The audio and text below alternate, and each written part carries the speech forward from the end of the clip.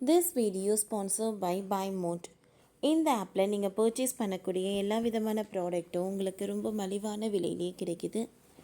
இதில் நிறைய offers and coupons provide பண்ணுறாங்க. ஸோ இதோட லிங்க் உங்களுக்கு டிஸ்கிரிப்ஷனில் கொடுக்குறேன், யூஸ் பண்ணி பாருங்கள். சடலத்துடன் வாழும் வினோத கிராமம், அதுவும் ஆண்டு கணக்கில். காரணத்தை கேட்டால் மிரண்டு போவீங்க.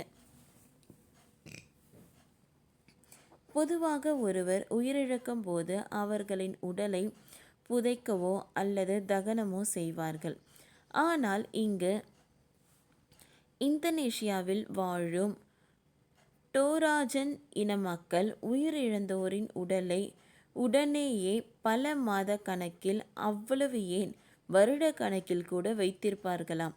அவர்கள் ஏன் இப்படி செய்கிறார்கள்? இதன் பின்னணி என்ன என்பது குறித்து நாம் பார்க்கலாம். பெரும்பாலான நாடுகளில் இறந்தவர்களின் உடல் சில நாட்களில் புதைக்கப்படும். இந்தியா உள்ளிட்ட சில நாடுகளில் குறிப்பிட்ட பிரிவினரின் உடல்கள் எரியூட்டப்படும். இன்னும் சில மதங்களில் பின்பற்றுவோரின் உடல்கள் வேறு விதமாக தகனம் செய்யப்படும். ஆனாலும் இந்தோனேஷியாவில் டோராஜன் மக்கள் ஒரு தனித்துவமான பாரம்பரியத்தை கடைபிடிக்கின்றனர். அவர்களை பொறுத்தவரை மரணம் என்பது முடிவல்ல, அது மரணத்திற்கு பிந்தைய வாழ்க்கைக்கு ஒருவரை அழைத்து செல்கிறது. இதன் காரணமாக அங்கு வசிக்கும் மக்கள் வினோதமான பழக்கத்தை கடைபிடிக்கிறார்கள். அதாவது உயிரிழந்தோரின் உடலை பல வாரங்கள், மாதங்கள், அவ்வளவு ஏன் பல ஆண்டுகள் கூட வீட்டில் அப்படியே வைத்திருக்கிறார்கள். நமது நாட்டில் இப்படி யாராவது செய்தால் அவர்களை போலீசார் கைது செய்துவிடும். ஆனால் இங்கு பல காலமாக இந்த சடங்கை அவர்கள் பின்பற்றுகிறார்கள். மேலும் இன்னும் உயிருடன் இருப்பதைப் போலவே அவர்களை நடத்துகிறார்கள். டோராஜன் இன மக்கள் தங்கள் குடும்பத்தில் யாராவது உயிரிழந்தால் அவர்களில் உயிரிழந்து விட்டார்கள் என்பதை விட நோய்வாய்ப்பட்டு இருப்பதாகவே கருதுவார்கள். உயிரிழந்தோருக்கு வீட்டில் தனியாக ஒரு ரூம், புதிய ஆடைகளை கூட தருவார்களாம். இது மட்டுமின்றி அவர்களுக்கான ரூமை தொடர்ந்து சுத்தம் செய்து வருவார்கள். மேலும் நேரத்திற்கு உணவு, சிகரெட், அவ்வளவு ஏன் கழிப்பறை போன்ற செட்டப் கூட செய்து விடுவார்களாம்.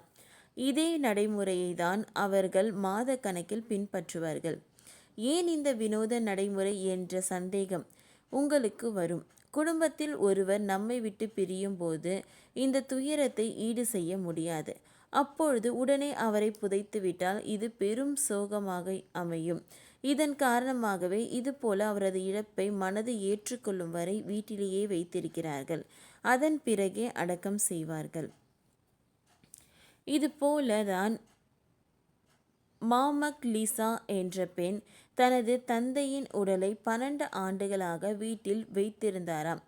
அவர் மேலும் கூறுகையில், நாங்கள் அவரை உடனடியாக புதைத்து விட்டால் அந்த வலியை தாங்க முடியாது. இதன் காரணமாகவே இந்த நடைமுறையை பின்பற்றுகிறோம் என்றார்கள். இப்படி பல மாதங்களுக்கு பிறகு டோராஜன் இன மக்கள் பிரம்மாண்டமான இறுதி சடங்குகளை நடத்துவார்கள். ஒருவரது அந்தஸ்தை பொறுத்து இந்த இறுதி சடங்கு மாறுபடும். அதாவது எப்படி நம்ம ஊரில் ஒருவரிடம் எவ்வளவு பணம் இருக்கிறதோ அதை பொறுத்து திருமணத்தை பிரம்மாண்டமாக நடத்துவார்கள். அதே போலதான் அங்கு பணத்தை பொறுத்து இறுதி சடங்கை பிரம்மாண்டமாக நடத்துவார்கள்.